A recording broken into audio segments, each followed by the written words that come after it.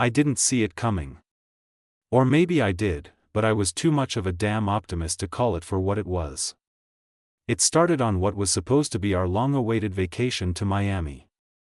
I'd been busting my back at work for months, clocking extra hours so we could have a trip to remember. Well, mission accomplished.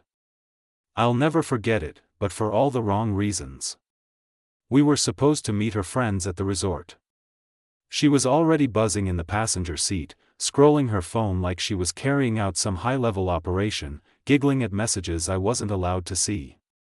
She called them inside jokes, but I swear every time I asked, she'd change the subject faster than a politician dodging a tax question. When we arrived, I grabbed my suitcase and walked into the reception area expecting to check in. That's when the first slap to the face landed. The receptionist, some guy named Jason with a fake tan and an even faker smile, looked at me like I'd wandered into the wrong place. "Sir, I don't have a reservation under your name." I blinked. "It's under my wife's name. Samantha Miller." He tapped at his keyboard, hesitated, and said, "We only have one room booked. King's Suite, but only for Mrs. Miller." Before I could process that, Samantha and her little entourage strutted in like they owned the building, Melissa, Ashley, and Connor, all dressed like they'd just stepped out of an overpriced Instagram ad. Melissa smirked at me and dropped the dagger. "Oh, we reserved rooms only for the elites, James. We are the only important people." They all laughed. Even Samantha smirked, like it was some kind of joke I was too dull to get. That's when I felt something snap. I didn't shout. Didn't argue. I just looked at her and said calmly, "Then I will leave." And I walked out. No dramatic suitcase throwing, no public fight. Just me, the Miami heat, and the taste of something bitter rising in my throat. I ignored their calls. Dozens of them. Samantha's name flashing again and again on my screen, messages piling up like they suddenly cared where I was. I wandered down Collins Avenue, bought myself a Cuban sandwich, and sat on a bench watching strangers live better moments than the one I was having. And that's when it happened, the thing I'll never scrub from my memory. A white BMW pulls up at the curb, music thumping. Connor, the same Connor who'd been smirking at me an hour ago, jumps out from the driver's seat, laughing like he just heard the funniest thing in the world. And right there, in the passenger seat, is Samantha. Her hair is messed up. Her lipstick smudged. Her eyes are glowing in that way I used to think was for me. I didn't need a private investigator. I didn't need a confession. The look on her face when she saw me said everything. She froze mid-laugh. Then, in the most audacious display of shamelessness I've ever seen, she just waved. Like she'd bumped into me at the grocery store. Like nothing had just happened in that car. And that was the exact second my marriage started dying, when the white BMW pulled away and left me on the bench with my sandwich going cold. It wasn't rage that sat beside me, it was clarity. Her lipstick was a confession, and that casual little wave was a signature at the bottom of it. I walked. No destination, just motion, as if my feet could outrun the image looping in my skull. At a motel a mile inland, I unlocked the vault I'd been guarding, the things I'd noticed and excused. Samantha's sudden girls' nights that ended past sunrise. The new gym bag with nothing but perfume inside. The phone that used to sit face up, now it was face down, locked, welded to her hand. She laughed harder at messages than at anything I said, then called me controlling when I asked who it was. A buzzing from her suitcase snapped me out of the spiral. She'd tossed it to me earlier, be useful and carry it. I unzipped a side pocket and found 2 phones. Her main one, dead. And another, black, anonymous. Burner. I told myself I shouldn't, then remembered the BMW and the smeared lipstick, and decided I must. The screen opened to a group chat named Elites. Then I saw my day written out like a cruel caption. My wife didn't book a room for me on our vacation trip, her friends mocked. We reserved rooms only for the elites. we are the only important people. I calmly said, then I will leave, and walked out. Hours later, after ignoring dozens of their calls, something unthinkable happened. Someone had typed it as a recap with laughing emojis. Another thread was pinned with lock emojis. See, Connor. First image, a hotel receipt 2 weeks before Miami, Bayview Suites, Deluxe King, 2 guests. Next photo, them in a mirror, too close, her hair in that messy, just been busy roll. No explicit act, but you don't need a blueprint to recognize a house you lived in. Caption, next time no bruises, babe, James notices everything. If I noticed everything, I wouldn't be standing in a motel with a burner phone in my palm.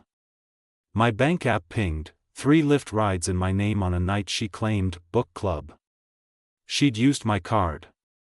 Driver notes, pickup, Connor's Loft, Brickell.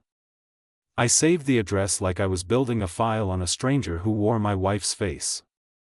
I called Tyler, my oldest friend.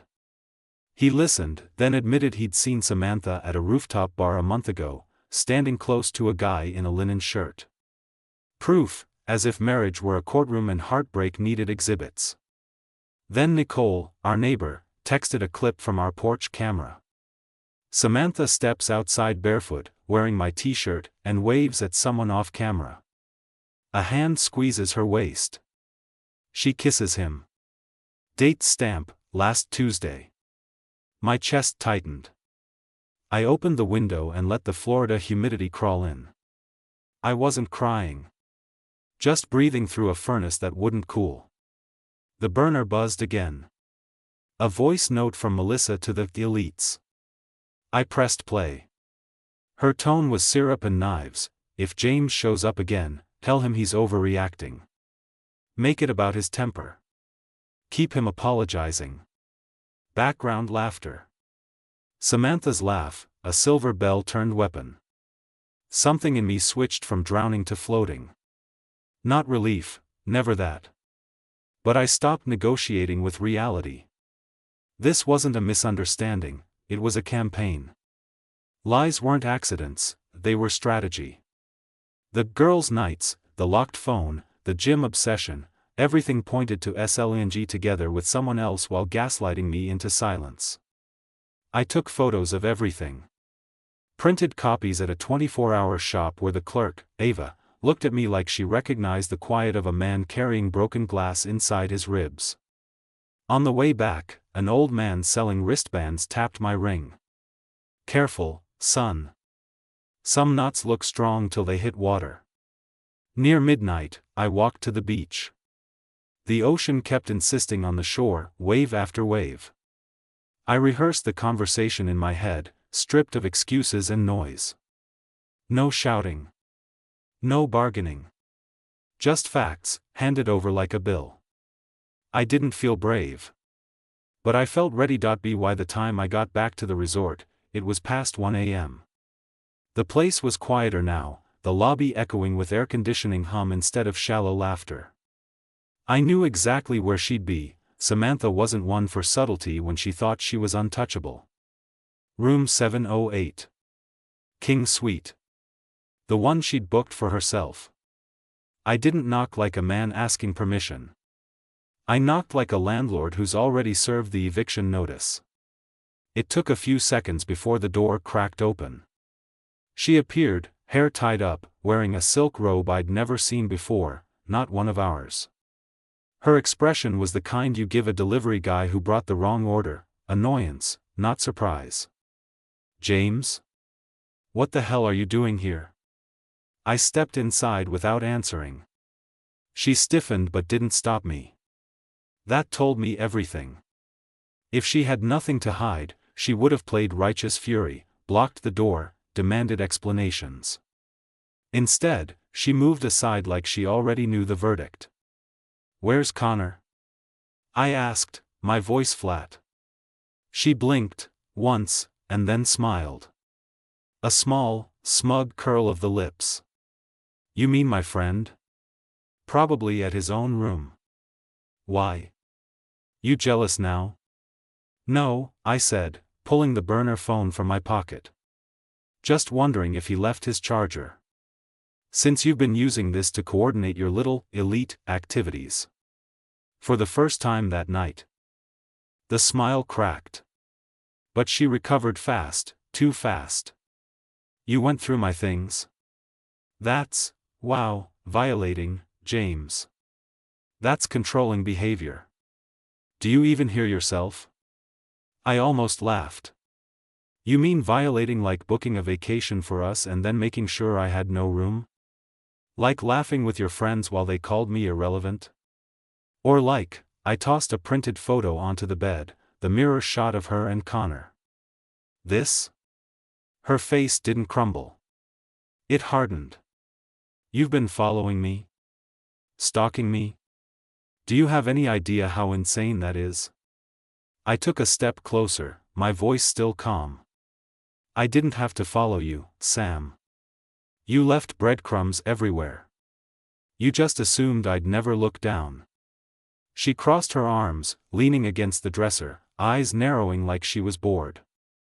So what now? You're gonna shout? Throw things? Make a scene so security drags you out? No, I said. I'm going to give you one chance to tell the truth. Not for me. For yourself. Because after tonight, we don't have conversations anymore. We have lawyers. That got her attention. Her mouth twitched, not guilt, not fear, calculation. You're overreacting. Connor and we've been close, yes, but nothing happened. I slid another paper across the bed, the hotel receipt from Bayview Suites. 2 guests, 1 room, 1 bed. That was 2 weeks ago. You want to try that again? Her mask finally slipped, and I saw it, the cold, steel-edged contempt that had been hiding behind all those fake apologies over the years. She shrugged. Fine. You caught me. Congratulations, detective. What do you want, a medal?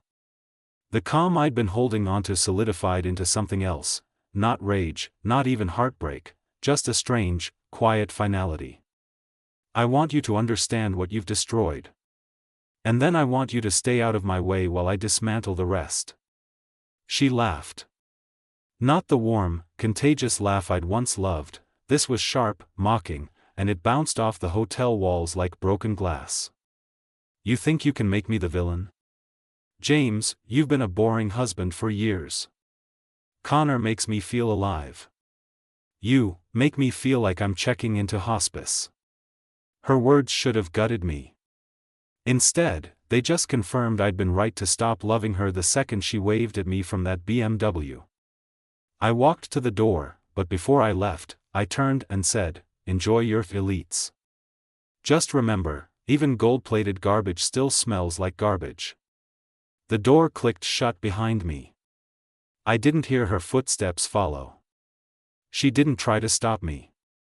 And in that silence, I knew it was really over that I didn't go back to the motel that night.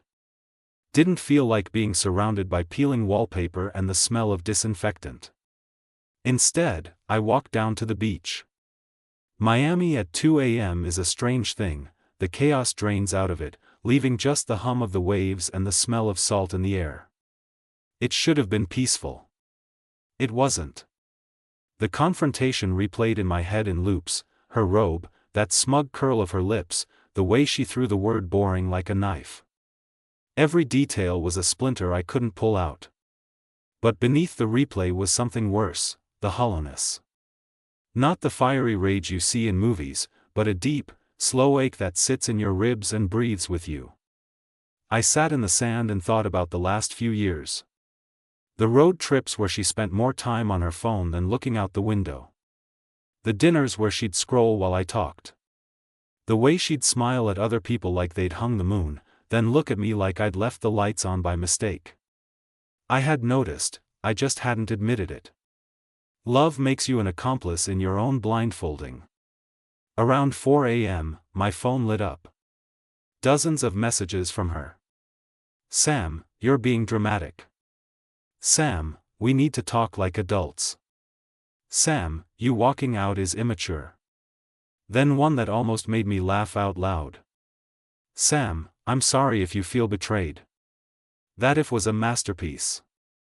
Apology without actually apologizing.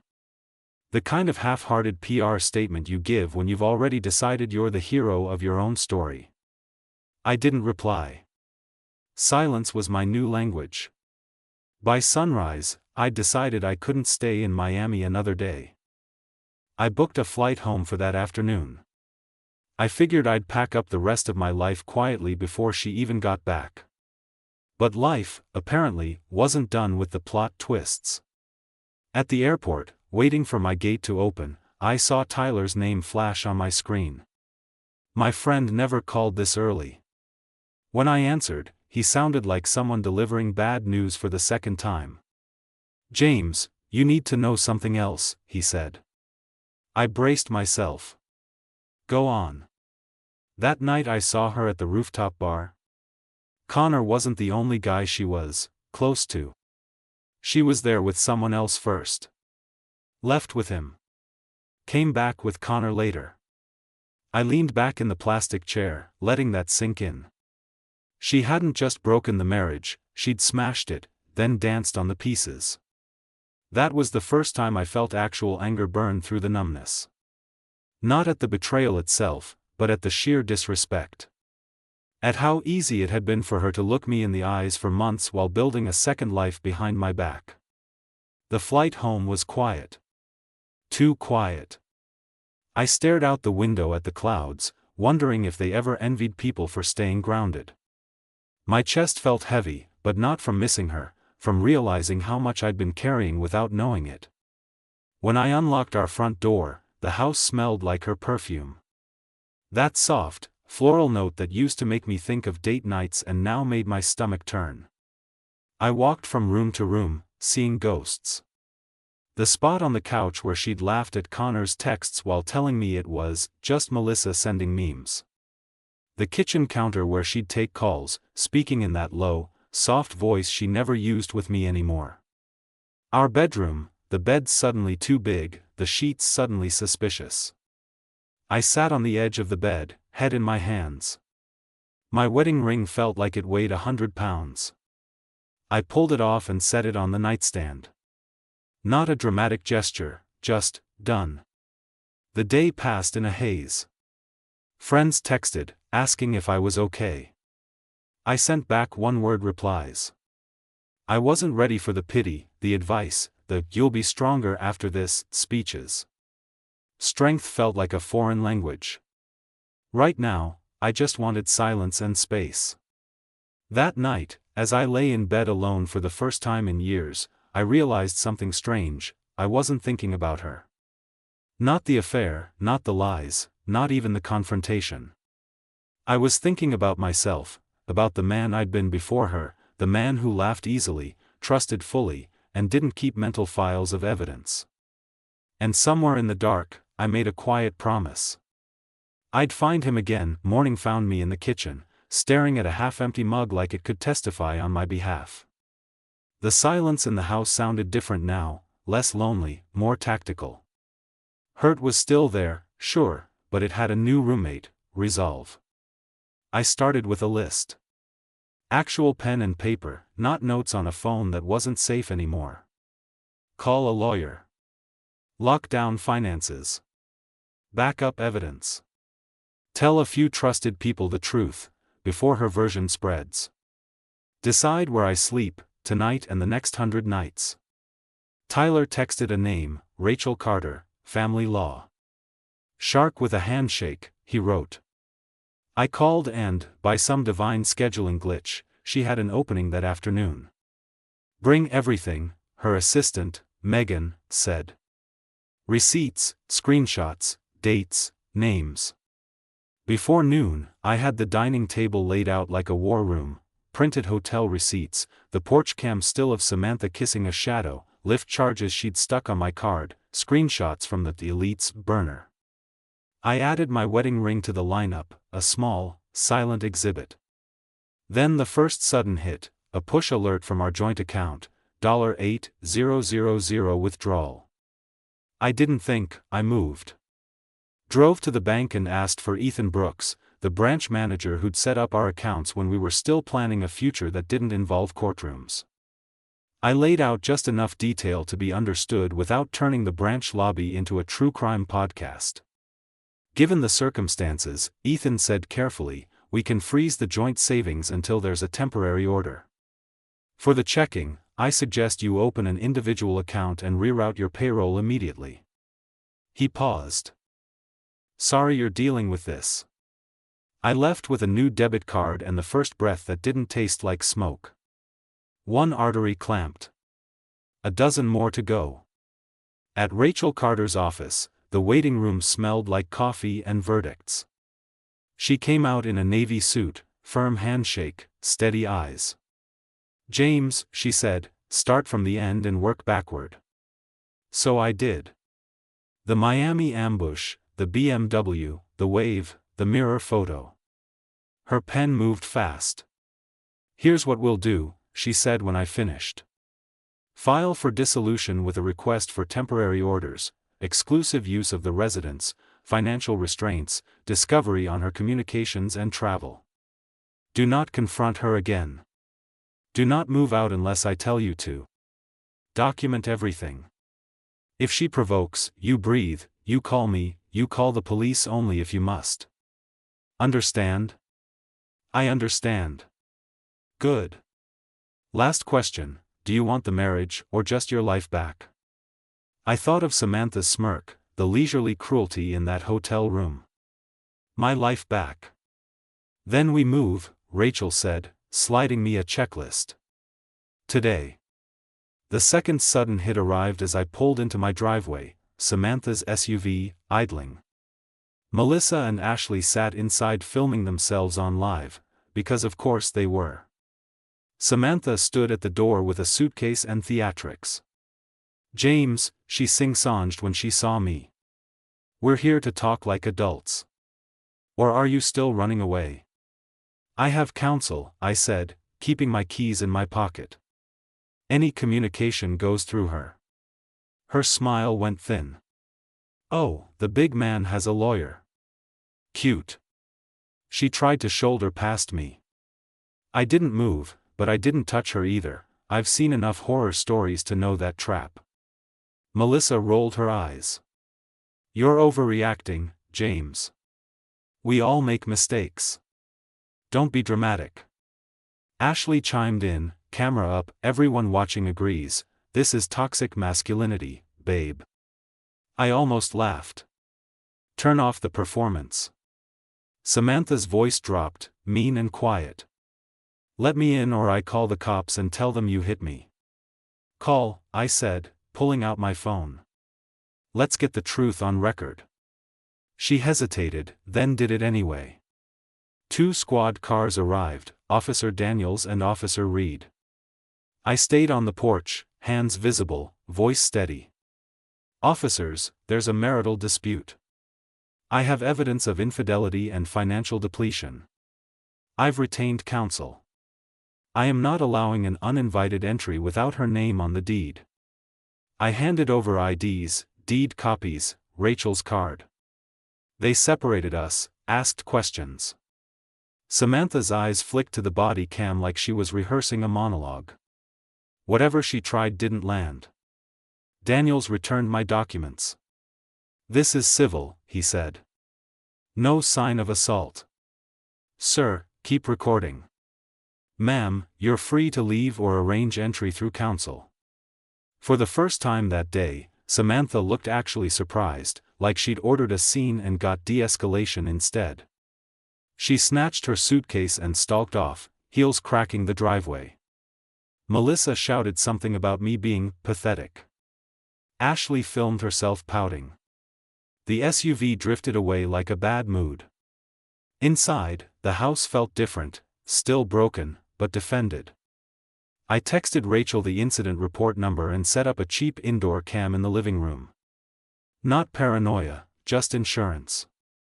The third sudden hit happened while I was changing passwords. The iPad on the kitchen counter, the one we used for recipes, lit up with a banner, new shared album, Key West weekend. A cascade of thumbnails appeared automatically. Samantha hadn't disabled the family sharing. She'd sent herself a highlight reel and, by accident or arrogance, sent it to every sync device. I tapped open. Photos of her and Connor on a pier at sunset, laughing with drinks. A boomerang of them clinking glasses in a hotel robe. A blurry video taken too close, their faces pressed together, her whispering, "No more bruises, remember," followed by laughter. Not explicit, but filthy with intention. The captions were all fireworks and code words: gymnastics, extra cardio, night shift, little censored winks at the thing they thought they were getting away with. Hook PS disguised as hashtags. I saved everything to an external drive and printed stills until the printer groaned. Grief flared, sharp and hot, then cooled into something cleaner. Evidence has a way of bleaching doubt. As evening fell, I stood at the sink and made my last decision of the day: I would not let this turn me into a permanent ghost. I'd find a therapist, Dr. Lauren Hayes, if she had room. I'd lift again, eat clean, sleep eventually. I'd tell the truth to people who mattered: Nicole across the street, Tyler, my sister Emily, so the rumor mill had nothing to invent. And I'd file in the morning. Not because revenge tastes sweet, it doesn't. Because boundaries do. The morning I filed, Miami felt like it had been years ago. The courthouse was a dull brick building that smelled faintly of coffee and dust. I sat outside the clerk's office with a manila folder in my lap, the weight of it heavier than anything I'd carried in months. Inside it was everything: receipts, screenshots, copies of texts, the porch cam still, the Key West album that Samantha had so helpfully synced. Evidence not of love lost, but of respect obliterated. Rachel arrived in heels that sounded like verdicts. "We'll file today," she said. "Service within the week. Once she's served, expect an escalation." She didn't need to explain what escalation meant. I'd already tasted it. We filed. It was almost anticlimactic: no dramatic gavel bang, no soundtrack. Just paperwork and a date stamp. A clean, bureaucratic break in a story that had been messy from the inside. Outside, the first sudden hit of the day landed. My phone buzzed, unknown number. I almost let it go to voicemail, but instinct made me swipe. A man's voice: "Is this James Miller?" "Yes. This is Detective Owens with Miami-Dade PD. We've had a complaint involving your wife. She alleges harassment and stalking. I'm calling to set a time for you to come in and give a statement." Rachel's eyes narrowed as I mouthed detective. She took the phone from me. "This is Attorney Carter. My client will not be speaking without me present. We are already in active dissolution proceedings, and any alleged incidents will be addressed through the appropriate legal channels. Do not contact him directly again." Owens hesitated. Noted." She hung up. "She's trying to flip the script," Rachel said. "We'll file a notice of potential false claims. Keep your documentation tight." Back home, the house felt smaller. Every corner seemed to whisper an old argument or a forgotten promise. I started boxing up things that were mine before her: books, tools, a watch my father gave me. The rest could rot where it sat. The doorbell rang around 2. Nicole stood there, holding her phone. "You need to see this," she said. She'd been in a private neighborhood group chat. Someone had posted a clip from Melissa's Instagram Live: Samantha in a car, mascara running like she'd practiced it, saying, "James is unstable. He's dangerous. If anything happens to me, you all know who did it." Melissa's voice chimed in: "He's obsessed with control. That's why we left him in Miami." The comments were split, half sympathy, half suspicion. Nicole scrolled down. "People are asking for receipts," she said. "She doesn't have any. But she's fishing for believers." That was the second hit, realizing she wasn't just burning the bridge between us, she was trying to salt the ground on my side of the river. I sent the clip to Rachel and Tyler, then set up an appointment with Dr. Hayes. If this was going to get uglier, and it would, I needed my head clear. That night, the third hit came. A knock at the door, slow and deliberate. When I opened it, Connor was standing there, hands in pockets, smirking like a man who thinks he's untouchable. "James," he said, drawing it out. "Mind if I come in?" "I do," I said. He laughed. "You think you're winning? She's not crying over you, man. We're already planning a trip. Turks and Caicos.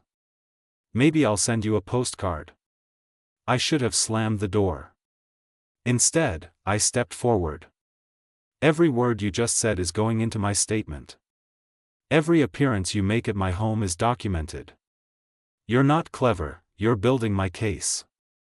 That wiped the smirk. He muttered something about me being pathetic and walked back to his white BMW. I filmed him leaving. Inside, I poured a glass of water and sat at the kitchen table, letting my pulse settle. The thing about breaking points is you don't always recognize them in the moment. They don't come with neon signs, they come with a knock at the door, a smirk, a lie. And somewhere in there, you stop being the person who's trying to fix it. That night, I opened my laptop and started a new document. Not for the court, this one was for me. Title: Non-negotiables. A list of things I'd never tolerate again. Lies that smile. Friends who circle like vultures. Relationships that turn into PR campaigns. I wrote until the words stopped feeling jagged. Before bed, I moved my packed boxes into the garage. It felt symbolic, like I was clearing the house for air. For the first time in weeks, I slept without replaying Miami in my head. Tomorrow, I'd meet Dr. Hayes. Tomorrow, the real rebuild would begin. But tonight, I let myself feel something I hadn't in a long time, relief that the mask was off, and the enemy was finally in plain view. Dr. Lauren Hayes had the kind of office that felt like a safe landing spot after turbulence. Warm lamplight, muted greens and browns, a faint scent of peppermint tea. She didn't ask me to start from the beginning, she asked me to start from right now. "How's today?" she said. "Quiet," I replied. But quiet feels temporary. Like the eye of a storm. So I told her about Miami, the BMW, the smirk, the confrontation, the live videos, Connor's doorstep performance. She didn't interrupt, didn't pity. She listened like someone holding a map while you point to every wrong turn. When I finished, she leaned back. "What's the goal, James?" "Not the legal one, the personal one. I want my life back," I said. "And I want to stop feeling like I'm one phone call away from another ambush." "That's two goals," she said. "Both possible. But you have to stop measuring your days by her actions. That gives her more room in your life than she's paying rent for." I left her office lighter, though nothing in the outside world had changed. The first sudden hit of the day came before I'd even reached my driveway. A text from an unknown number. "Unknown, you think court will save you? You have no idea what she has on you." I recognized the style, Connor, fishing for a reaction. I screenshotted it, sent it to Rachel, then blocked the number. No reply. No oxygen. At home, I started phase 1 of the rebuild, control what I can see. I changed the locks. Installed deadbolts. Added cameras at every entry. I wasn't afraid of violence, I was afraid of theatrics. The kind where someone shows up to create a scene, then spins it online. I wanted a clean record from here forward. Phase 2, Purge. I filled trash bags with things that were more hers than ours, designer heels left in the hallway, scented candles she never actually lit, the framed live, laugh, love sign she insisted belonged in the kitchen. All of it went into the garage, taped and labeled for whatever legal process claimed it. The second sudden hit came mid-afternoon. Tyler called. "Check your email," he said. "I think Melissa just made your life easier." It was a link to a Facebook story, Melissa at some rooftop party, live streaming again. In the background, Samantha and Connor were full-on wrapped around each other. Music blaring, people shouting names. A few guests looked right into the camera and shouted, "Turks and Caicos," while Samantha blew a kiss. Rachel called within minutes of me sending it over. "This is gold," she said.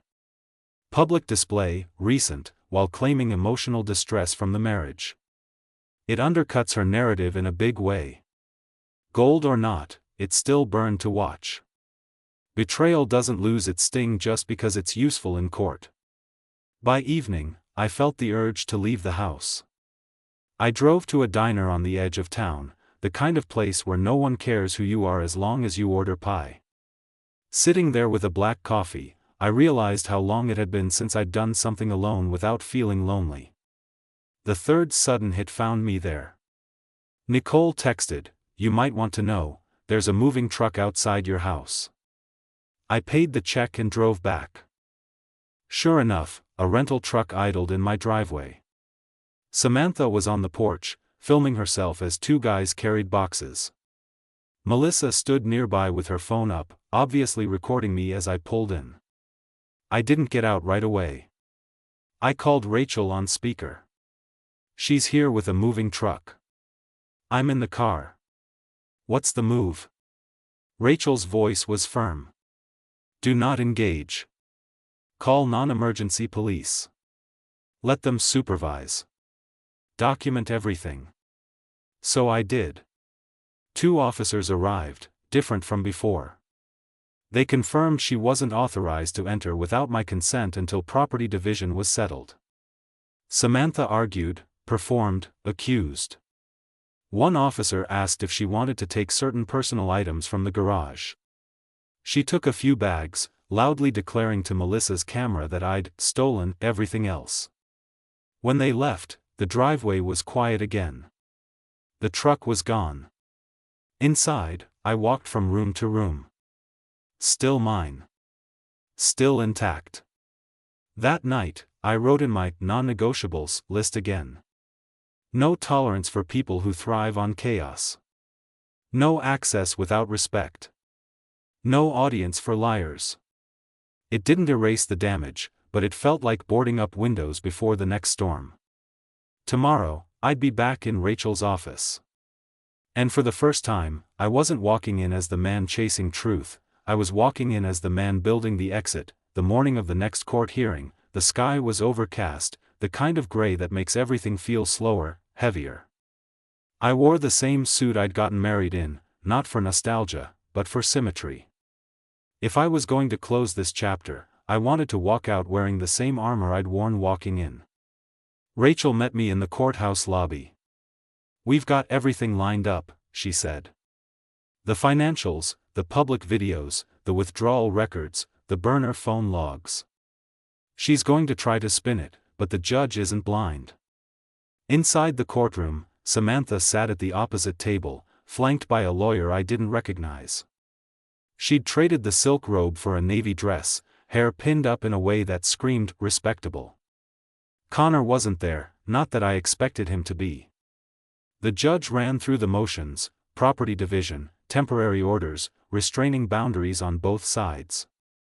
When Samantha's lawyer tried to introduce emotional distress as a reason for increased spousal support, Rachel slid the rooftop party video across the table. The judge watched in silence, then looked over her glasses at Samantha. "Ms. Miller, this undermines your claim." That was the first sudden hit of the day, seeing the first official crack in her performance. She masked it quickly, but I caught the flicker in her eyes. After the hearing, Rachel and I stepped outside while paperwork was being processed. "You're walking away clean," she said. "No alimony, 50-50 split of joint assets, she keeps her personal property, you keep the house. It's not perfect, but it's solid." I nodded. "I'll take solid." The second sudden hit came in the parking lot. Connor was leaning against his BMW, arms crossed, smirk back in place. "Guess she's all mine now," he said as I walked past. I didn't stop. Didn't even turn my head. "You were always welcome to her," I said, voice steady. Back home, the house felt lighter. It was the same furniture, same walls, but without the constant tension in the air. I went room to room, opening windows, letting the gray morning breeze push through. I found her last remnants in the bathroom, 2 bottles of perfume, a hairbrush, and a silk scarf crumpled behind the cabinet. I put them in a box labeled "Return," set it by the door, and didn't think twice. That night, Tyler came over with pizza and a 6-pack.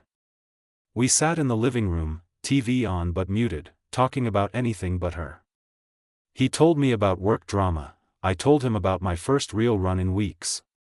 When he left, I realized I hadn't once thought about checking my phone for her messages. The third sudden hit came just before midnight, a text from Nicole. "They're gone. Saw a U-Haul at Melissa's. I think she's moving in with him." I stared at it for a second, then laughed. Not bitterly, genuinely. The way you laugh at a bad movie finally reaching its predictable ending. I didn't reply. I didn't care where she landed, as long as it wasn't anywhere near me. In the weeks that followed, the rebuild became less about defense and more about forward motion.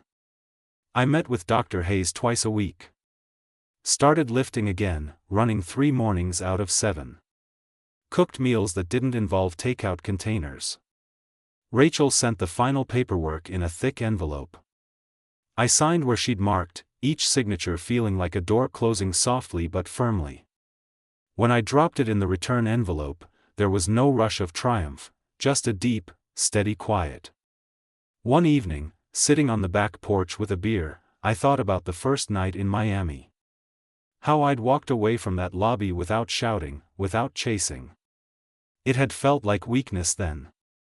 Now, I saw it for what it was, me choosing my own dignity over her game. If there's one thing I'd tell anyone in my shoes, it's this: you can't win against someone who plays in the mud for sport. You just stop playing.